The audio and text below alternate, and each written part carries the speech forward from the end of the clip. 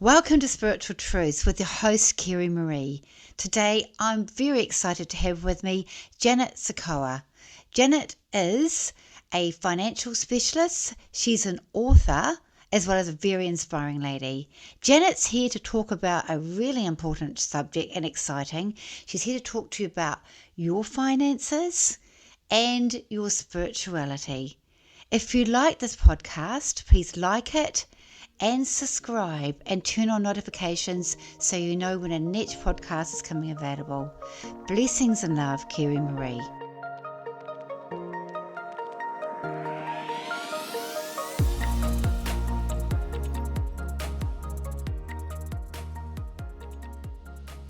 Hi, Janet. Hi. Hello. I'm so looking forward to this podcast. I think this is going to be such an interesting one. And I'm really excited to be here. And before we start, I want to say thank you and to all your viewers for tuning in.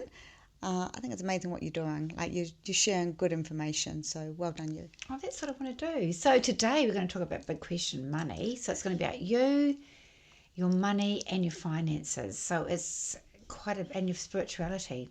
So it's quite a big subject, really, isn't it? Massive subject, very emotionally loaded too. Very emotionally loaded, so that's a good one to talk about. So I'm just going to start by saying how I first met you. I met you quite a number of years ago.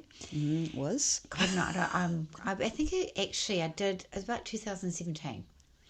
And it was at the Milford Church, and I was demonstrating. And I'm this really pretty lady, and I brought through a lovely lady from Spirit. And I can't remember much about her. I just remember this very feminine lady from Spirit. And it turned out to be your mum.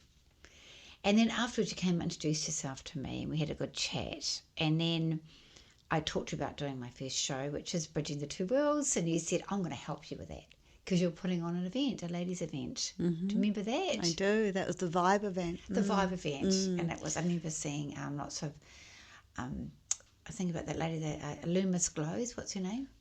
Well, we've had a lot Who's the lady that's Loomis Glows? a lot of good speakers. The English lady. Well, we've had Louise there. We've had private detectives there. We've had mediums there. We've had health ladies there. Really good speakers in different areas of life, their fields. I can't recall the lady, but she does the Loomis Glows on the the English lady. But anyway. Yes, I don't remember her. But there's been a lot, Okay. and in general, those years back then. She did Dancing with the Stars as well. Yeah. I remember talking about breaking her. Ah, yes, I do remember. Yes, she is actually a media personality. I know who you mean. Okay, I can picture who you mean. Okay, not a problem. Anyway, so I would just like to ask you a little bit about your background, Janet. Right.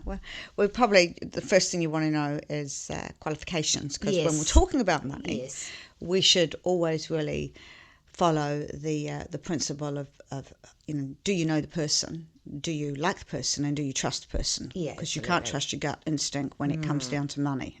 Okay, yeah. We're not very good with our gut instinct when it comes down to money. So to know me, I've got a couple of degrees. I've got a commerce degree in accounting, and I've also got a law degree, right, and that specialises in tax and equity. Right. Additionally, a first in economics, and so those are I guess that's the pedigree behind me. Right. But I have been in one shape or another in law, accounting, money for about... It's going to show my age now, isn't it? Okay, but a good 30 years. So I've got a few street smarts behind me too. Well, you've got a lot of intelligence, a lot of experience, and that makes people qualified within themselves.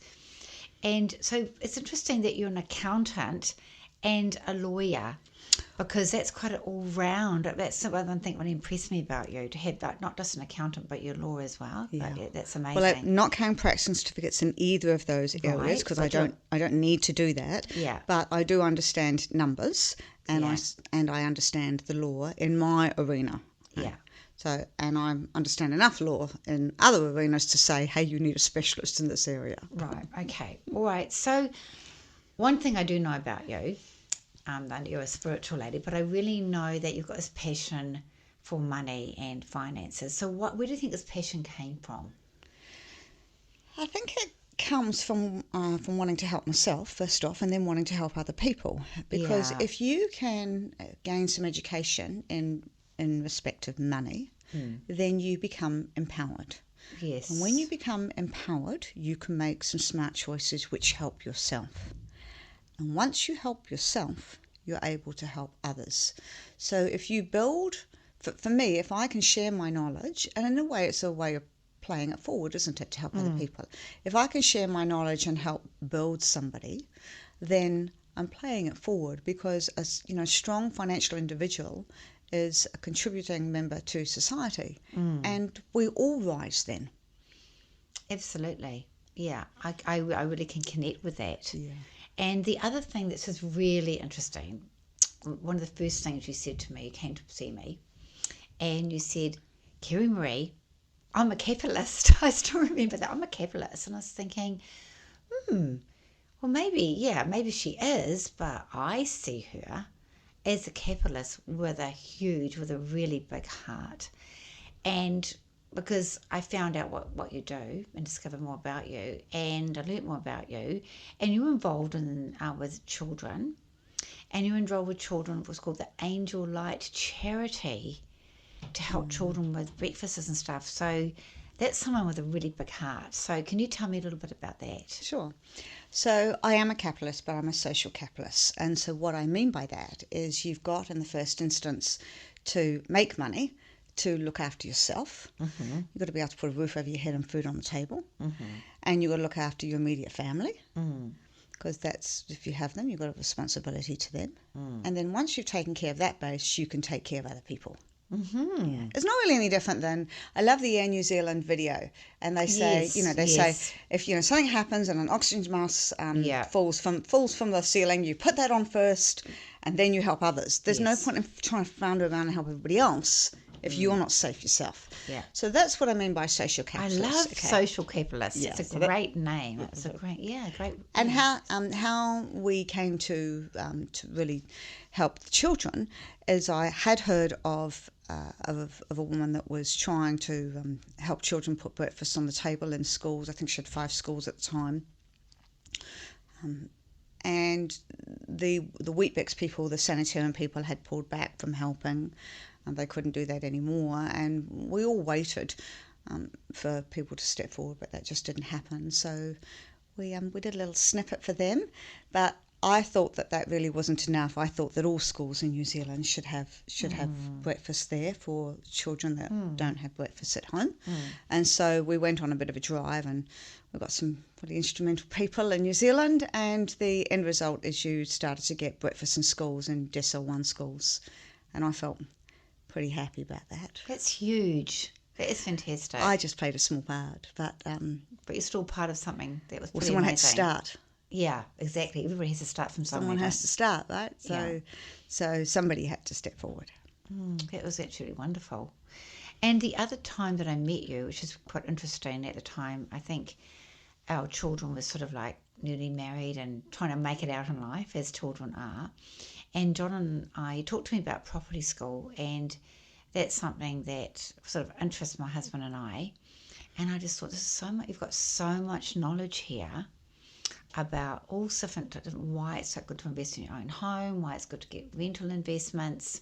There's all different types of offers that are made, like negotiated sales, and there's things with trusts and having a business. It was really complex. And I thought, well, who teaches this in school? No one really teaches this in school. And I haven't got that knowledge. I'm trying to learn. So we decided to look at sending our children to it. And so from there, some of our children actually purchased their own homes. And one of them sitting here today, Andre, got his first home. That's fantastic. Rental property, yeah. So that sort of helped them get, go further and have more knowledge about the areas to buy in and that sort of thing. So we're very thankful to you for giving them the tools, I guess, because no one teaches that. Well, it's the biggest thing, isn't it? It's the most enduring relationship that we have in life, our relationship with money. Yes. It follows us everywhere. Wow. We never break up with it. It's a relationship from beginning of our birth right the way through to the moment that we die, money is prevalent in everything. Yeah. And yet nobody teaches us the rules of the game. No one. Nobody teaches us it. That's why my third book, Women and Money, Mastering the Struggle, I wrote. And that's why I wrote my fourth book, Trust 1, 2, 3, because a lot of people that make money, around about 50% of people that make money through whatever mechanisms, lose it. Yeah, so we're going to talk about the books in a minute. So the first half of the game is making it, and the second half, of course, is keeping it. Exactly. There's some people that win lotto, don't they? That's right, yeah. How many people with lotto end up being quite lots and lots of people, and often with lotto, when they win lotto, or when they get involved in they get an inheritance. I mean, people think that that's wonderful, but it can truly be the downfall of people as well. I've had to work for some people like that who've come from incredibly poor backgrounds and then literally received millions, and it can be a very difficult road for them. You just think about it. You're living in a poor area. There's all the people that you know. You're likely to be doing a job that doesn't pay very much money. Okay, a worthwhile job, but maybe it hardly puts food on the table. Maybe you're a cleaner, and suddenly one particular woman I can think of was the recipient of 47 million. Wow. How bad is that? Yeah. It was just dreadful for her. It was really dreadful. All of the social set had to change. Family that she never knew came out of the woodwork. She had some real mental issues over the whole thing. I can imagine. It's very difficult trying to learn about money and manage things in a situation like that. Yeah, you shouldn't think it should be stressful. It should be something, oh, my stresses. People think it's all gone. They think, oh, my stresses have gone. I've won some huge abundant. It's just another set of stresses. I'd imagine it would be. It is. Especially if you're not used to it. Yeah, she made me laugh actually, because sometime later there was another winner, and they had won more than the 47 million.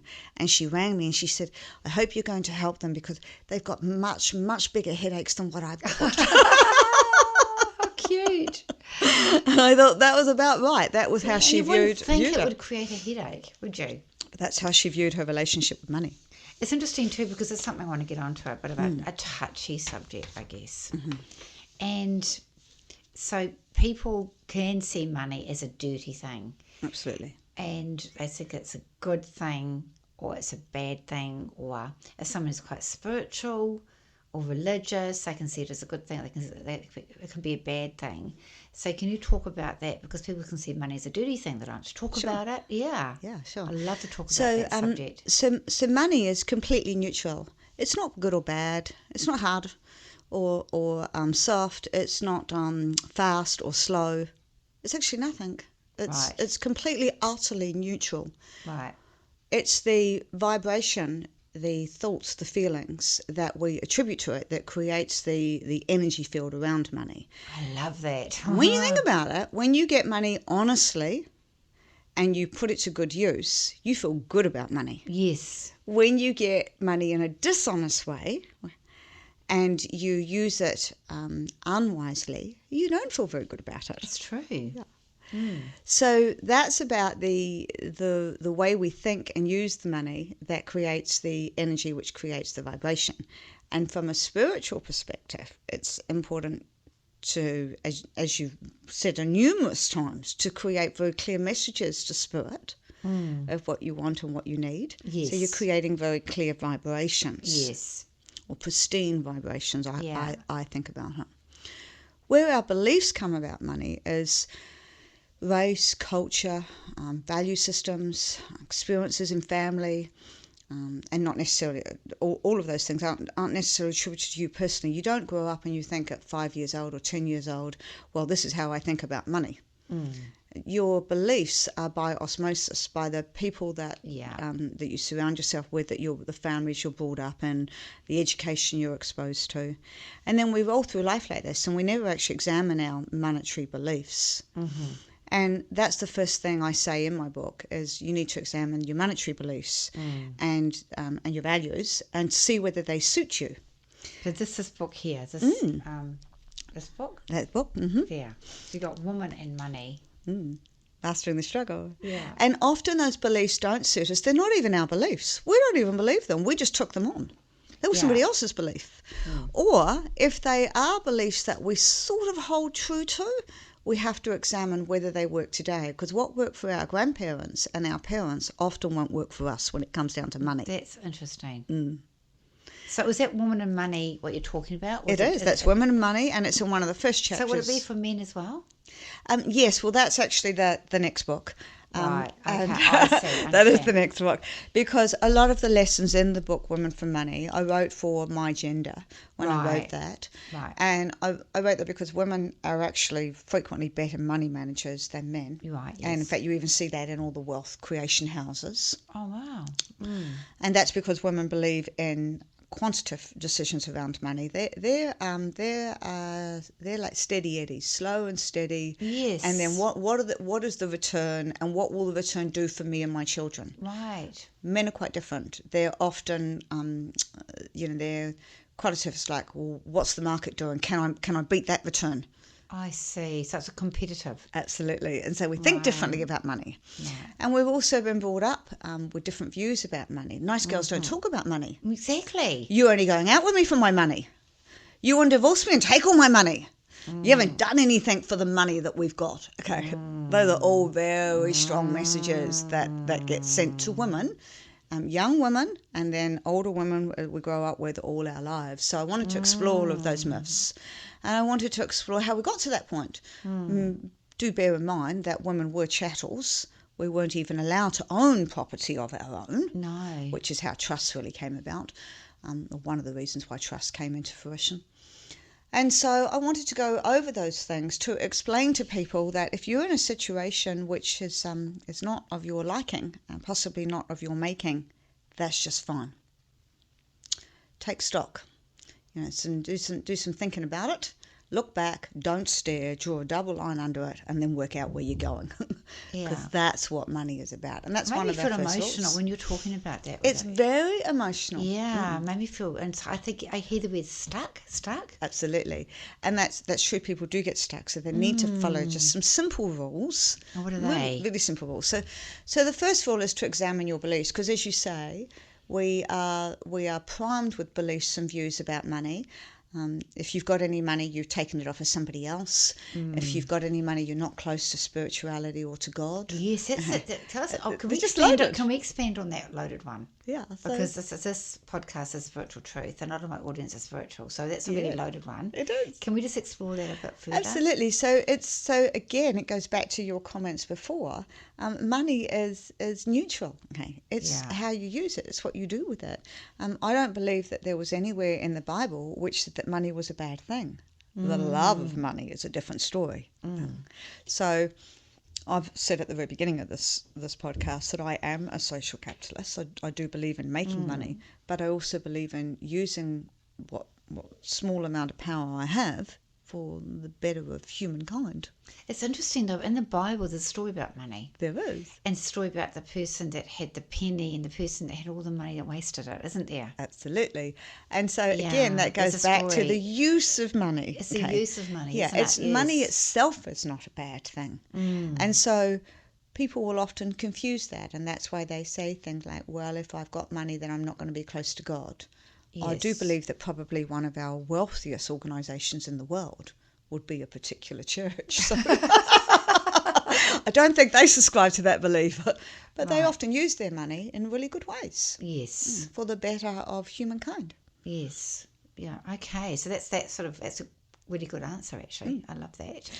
So our money rules in the first instance is to examine our beliefs. Yes. And because we can feel stuck, so if we can spend some time examining those beliefs, then that points us in it gives us the first indication of maybe these beliefs aren't ours, or maybe they don't serve us, and we need to get some new ones. I read a book years ago, and I was a single mum, and I was it was all about how I thought about money and that I wasn't deserving of money.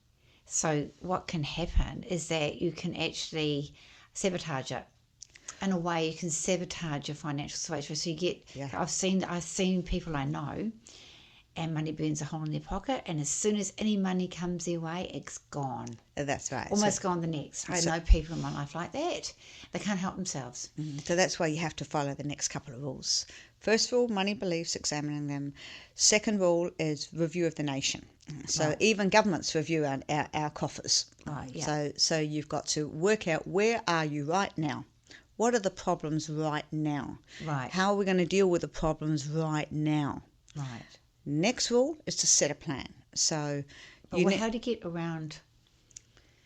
I know what you're saying, because I got to a point in my life where I was really rock bottom, and I called her the budget queen. She came and rescued me, but I was ready for this, and she did a budget with me. But I wanted to change. Yes. But what about people have this? I don't know, this sabotage. They just subconsciously. They just can't bring themselves to do it. Well, once they've worked out that they do want to change, that's like everything, right? They've got to work out so it's that about they someone want wants to lose change. weight, isn't it? Absolutely. Someone wants to give up being an alcoholic.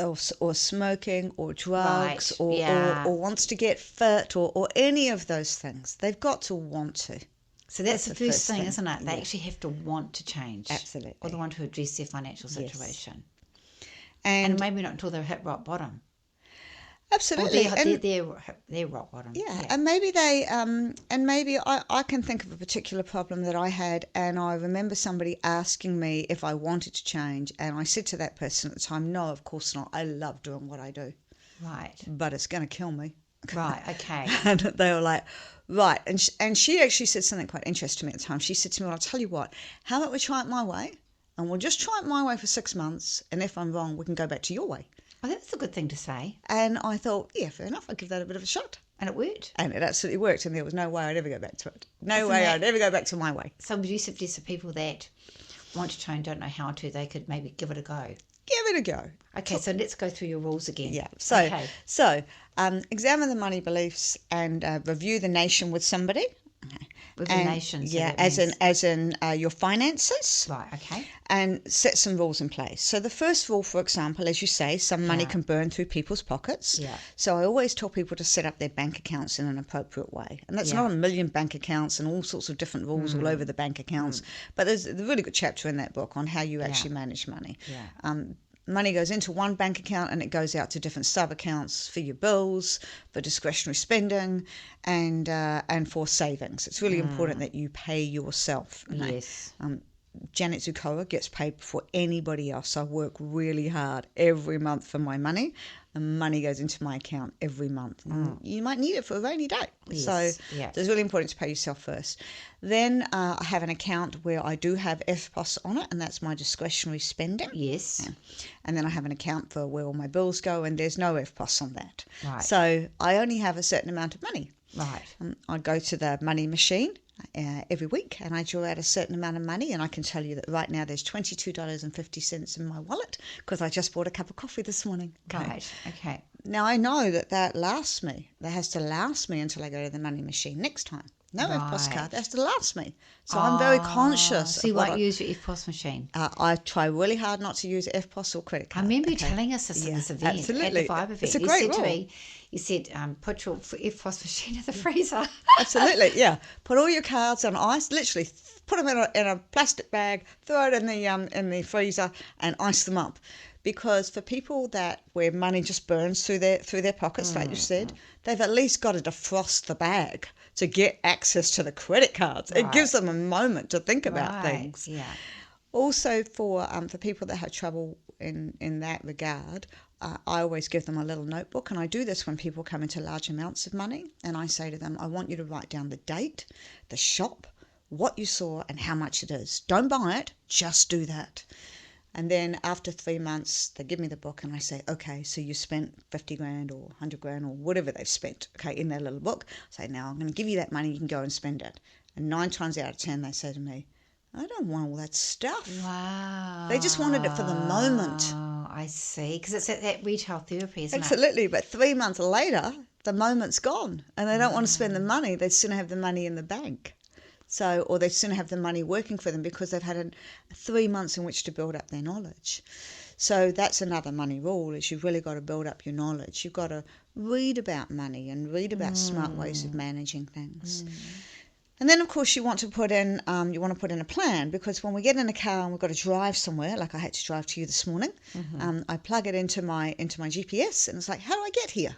And you need a plan. And that's, governments have plans. They set budgets, and then they have plans on how they're going to spend their money so that they arrive at a particular destination within a particular space of time. Right, yeah. Your money is exactly the same. You need a GPS plan. Yes. So you put your plan in place, and then, of course, you review your plan. And what about when something happens? Like, sometimes I suppose you can be flexible, because sometimes Absolutely, you do have to be flexible. Rainy days, yeah, and you don't beat yourself up about it. Okay, as I say, look back, don't stare. Okay, because you're just robbing yourself. If you keep looking over your shoulder, all the things you should have done, and you should have been aware of, then you're just depleting your energies. Your energies, your future is in front of you. Your horizon's in front of you. That's where your energy needs to go. I love that. Yeah.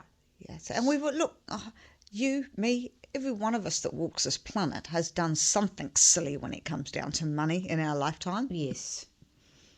Yeah. So just saying, don't that. I talked to my friend about this yesterday. Actually, I saw her and we were talking, and I talked about, we both love clothes. I was saying how it gives you a lot of thrill at the time.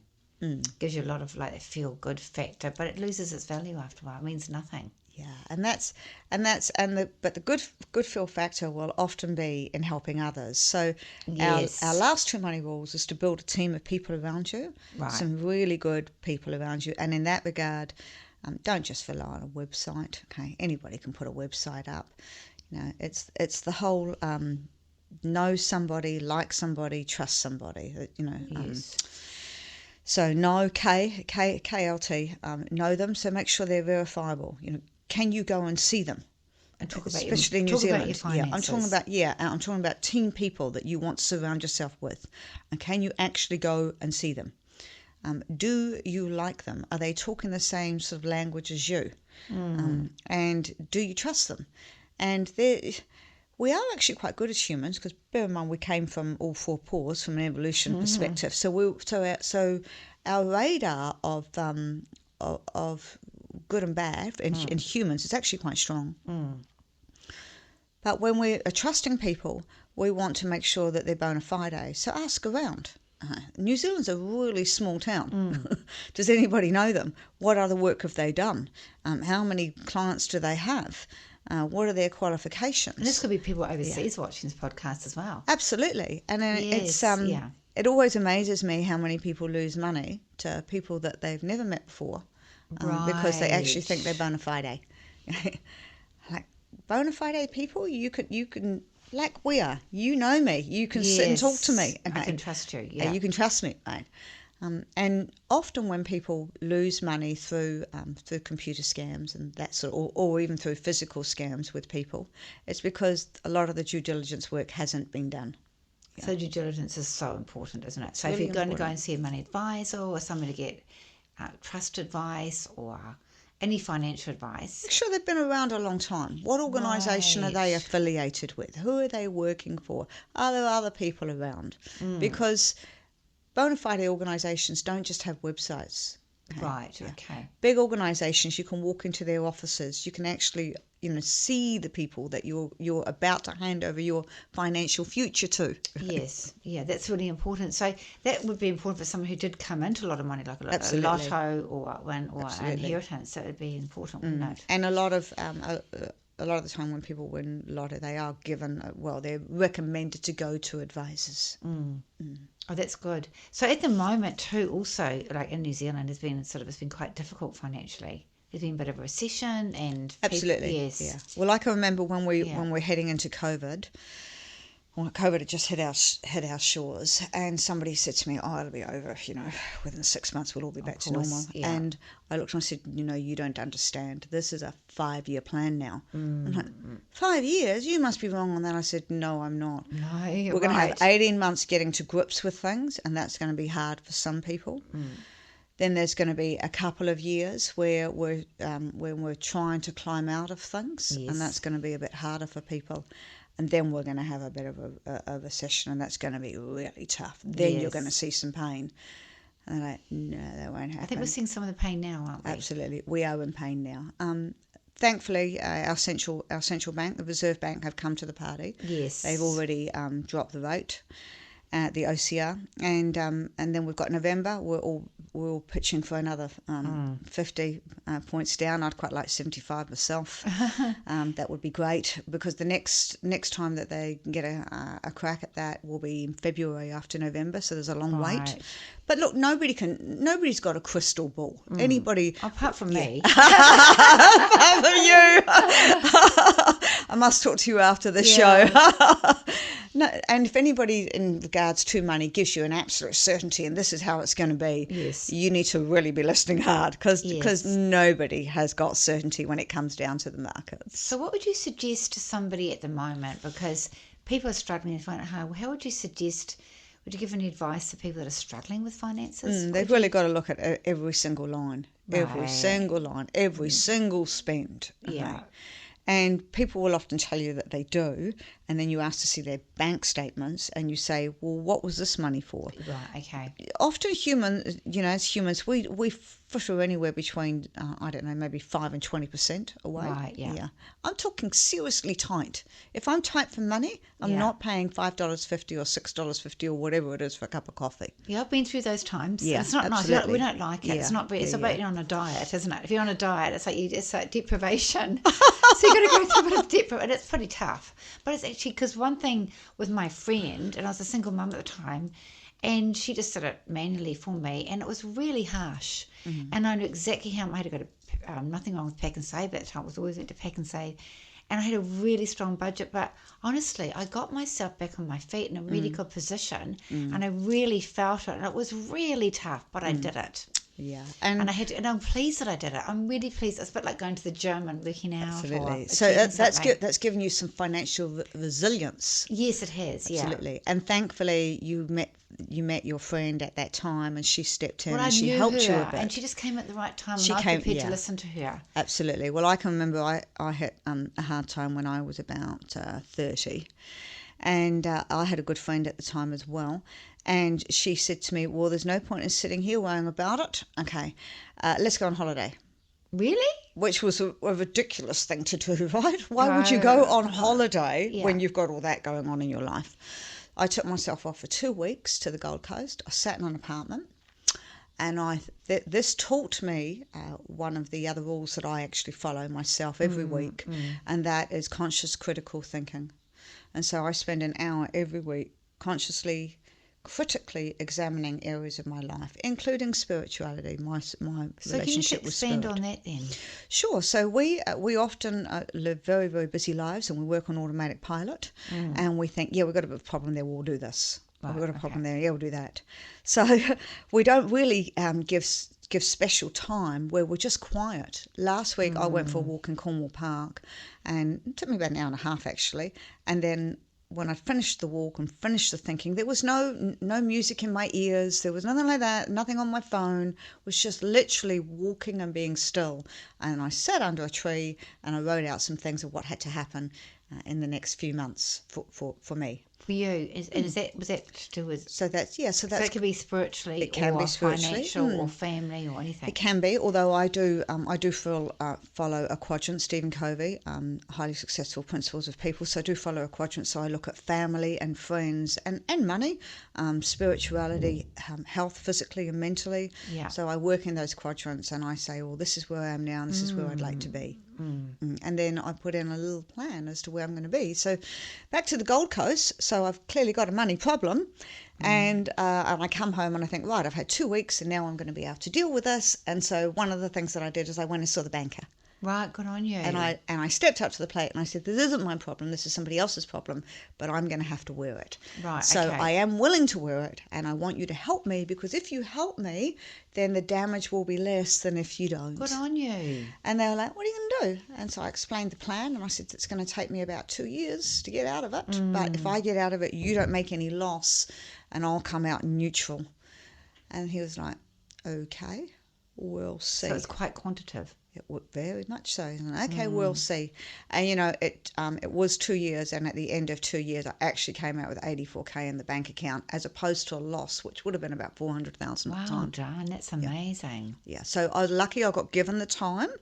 Yeah. By the bank Yeah. The problem wasn't of my making, but he could see that I was willing to step up and clean it up. Yes. But more to the point, I had some time, quiet time, to think about how I was going to get out of that, because I was never going to save that money in 2 years.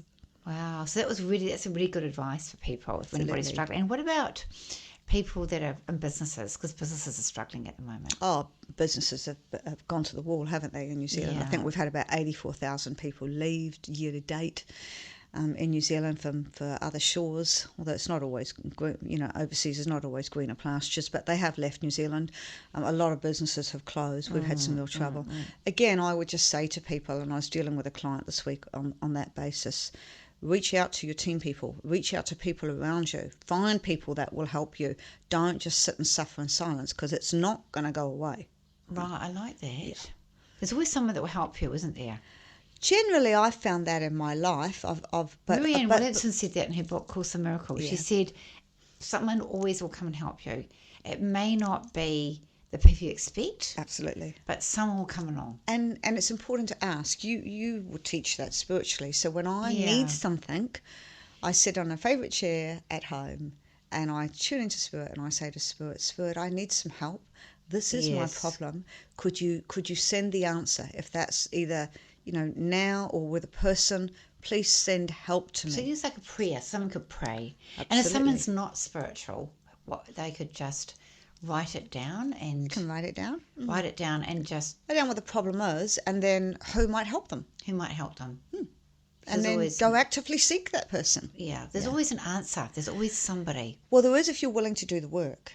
Right. Yeah. That's the crutch of it. It's not a miracle, is it? Absolutely. You've got to do the work. I so agree. Well, that line, the one line that I do truly dislike, if it's meant to be, it'll be. Yes, I know that one. Well, how about we start with me? Okay.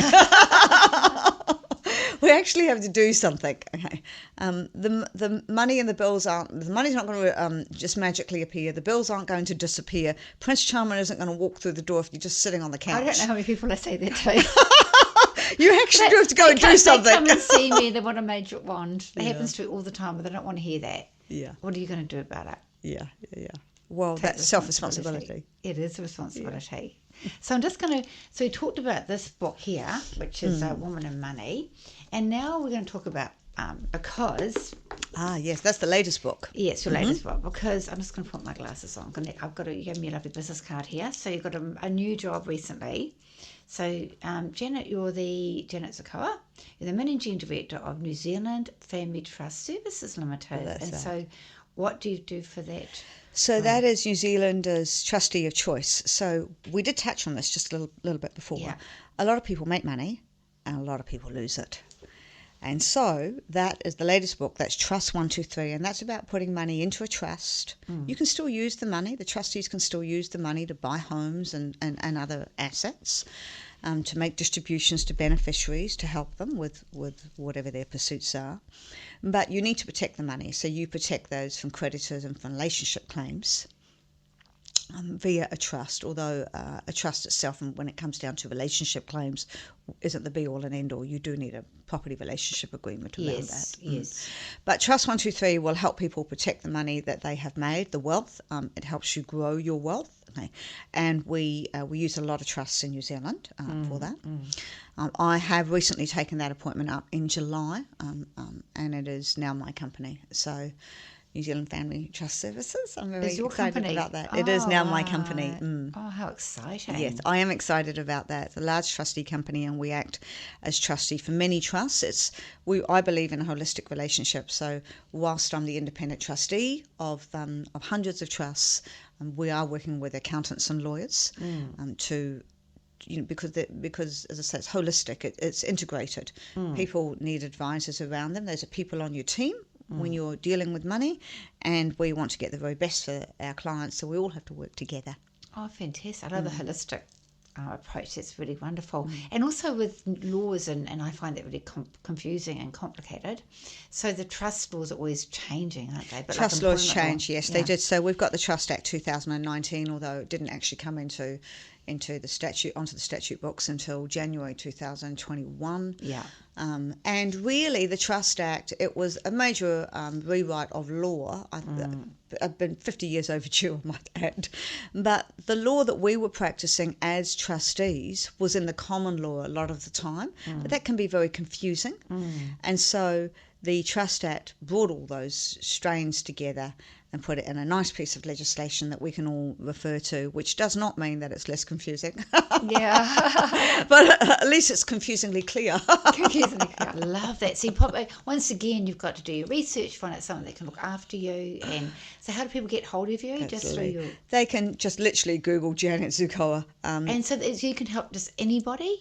Anybody that needs help with regards to accounting, or tax, or trusts, we help. Right. And if we don't know something, then we'll try and point them in the right direction. So you're not involved in property school anymore, are you? No, I don't run property school or money school or business school. I do run seminars now.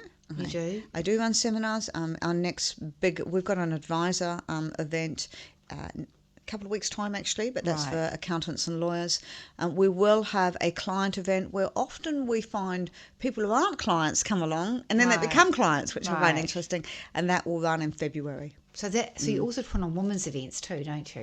I used to do the pure women's events. I don't anymore. Right, you don't. Okay. But I would like to do another women's event. I actually want to do, in my mind, I've termed it Healthy, Wealthy and Wise. Oh, I love that. But Healthy, wealthy and wise. Yeah, but I've just been too busy to get to it. So I would like to run one of those, but I need some help, and I just haven't got the help on the ground at the moment with the new company that I've taken on and the other roles that I've got. I think you need to do one thing at a time, don't you? The tortoise, not the hare. Absolutely. Well, again, critical thinking and planning, and so I've got myself up to April next year already, and then I'd like to see the women's event around about October next year. Oh, fabulous! Have to keep a lookout for that then, won't we? Yeah. All right. So the other thing is this podcast is called Spiritual Truths. So, what's your spiritual truth or truths? Well, we're not here just for us, and so I do believe in truly playing it forward, which is the last money rule. Once the plan's been put in place, the beliefs have been examined, we've tidied up the nation, the plan's been put in place and we're driving to the destination, we've got all the team members around us, the next is to play it forward. And that is about gratitude and appreciation and helping others. And helping others isn't necessarily about dishing out money. It's about sharing knowledge, pointing people in the right way, putting them on the right path. Oh, it's so tingly just then. You don't know how it's so tingly. That's my spiritual truth. Oh, and often, that's powerful. And often I've found that it's the free things in life that help. I remember a particular experience in that I'd had a very busy year, and at the end of the year, a PA of a director stepped forward and she said, "Let me host you for the day." And when you have a little bit of money and you get to do nice things in life, you do often think, well, I'll pay for this and I'll pay for that. But there's a lot of things in life that are really free. And this lady that hosted me, she was out at Dairy Flat actually, and I went out there in the morning and we walked all over her land. I saw a little lamb that had just recently been born, like about 2 days. I got to hold the little lamb for the first time in my life. I'd never held one. She had a St. Bernard dog, which followed us all day and I could play with. I thought that was fantastic. We made scones for sort of a late morning tea. I just had a fantastic day with her, and I thought, isn't that interesting? It didn't come care of plastic fantastic. No. There was no price to that except pure friendship. I just got the word pure. Yeah, it was a pure friendship and pure experience. So the money helps. It does help create options in life, which makes you happier. If I'm wrong on that, then you can just be create options. Yeah, it creates options, but and I do think happiness, because once the stress is out of your life about how you're going to put food on the table, then that does make you moderately happy. If I'm wrong on it, then you can be rich and miserable. Yeah, okay, so you can be rich and miserable. But also, wealth isn't just about money, and so with money, once you've got that in check, or at the same time as getting that in check, health is really important, because you don't want to be the richest corpse in the graveyard. No, exactly. And you do often find people that are in control of their money. They're often in control of their careers, and they're in control of their health, because it's a whole package, right? Yeah, that's true. It is a whole, as well, they say that health is your biggest wealth, don't they? Absolutely, because all the money in the world isn't going to buy you good health. It's going to give you good medical care. One thing I did talk to, actually, I met someone on the beach this morning, and I met this really good naturopath at one stage, and he said to me that people very often spend the most money on their health and well-being the last 6 months of their life. How shameful is that? That's just dreadful, isn't it? Yeah, the terminal. Yeah. And they spend the most money on their health then, so that's actually not paying yourself, is it? Yeah, you pay yourself first in all sorts of ways, not just in the dollars. Yes. Yeah, and I have that at the moment. I am exceedingly busy at the office. It's hard to get out of the office right now. It's 5, 6 a.m. starts, and it's 7, 8, 9 o'clock finishes. Wow. And this week I made a real effort. Okay, I was out.